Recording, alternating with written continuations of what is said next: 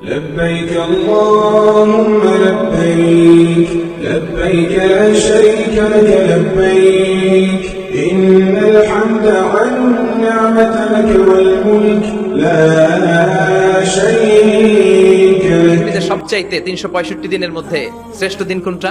আরাফার দিন। এই দিনে বিশ্বনবী রোজা রাখতেন। ইজহার আর রেদা পরে আমরা লাব্বাইক আল্লাহুম্মা লাব্বাইক বলি। এটা সারা বছরের মধ্যে শ্রেষ্ঠ দিন। আল আরাফা আল হাজ্জু আরাফা। আরাফাটাই হজ। কেউ যদি আরাফার দিনে থাকতে পারে তার হজ হয়ে গেছে। আর হজে সব করেছে, আরাফা করে নাই, হজ হবে না। কথা বলেন, হজ হবে না। তার মানে বছরের শ্রেষ্ঠ দিন আরাফার দিন। এদিন আল্লাহ এত সংখ্যক বান্দাকে একসাথে ক্ষমার ঘোষণা দেন, বছরের কোন দিন এত মানুষকে ক্ষমা করেন না। আবার শয়তান ওই দিনে এতটা লাঞ্ছিত বোধ করে, এতটা অপমান বোধ করে, বছরের কোন দিন শয়তান এত অপমানিত হয় না। এজন্য বিশ্বনবী বলেছেন খায়রুদ দুআ দুআ ও আরাফা, সব চাইতে শ্রেষ্ঠ দোয়া আরাফার দিনের দোয়া।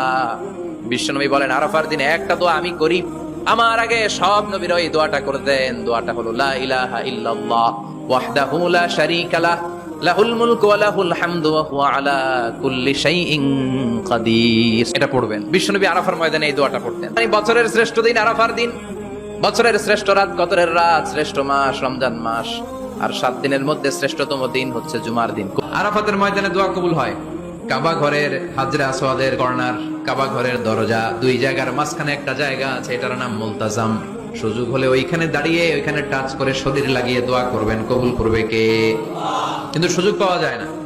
এক মাওলানা সুযোগ পাইছিল ধাক্কা ধাক্কি করে কোন রকম গেছে, যে একটা দোয়া করছে আল্লাহর কাছে, আল্লাহ জীবনে যা দোয়া করছিলাম আর যা করবো সব কবুল করে নাও। আল্লাহ জীবনে যত দোয়া করেছি আর যত দোয়া করব সব তুমি কবুল করে নিও।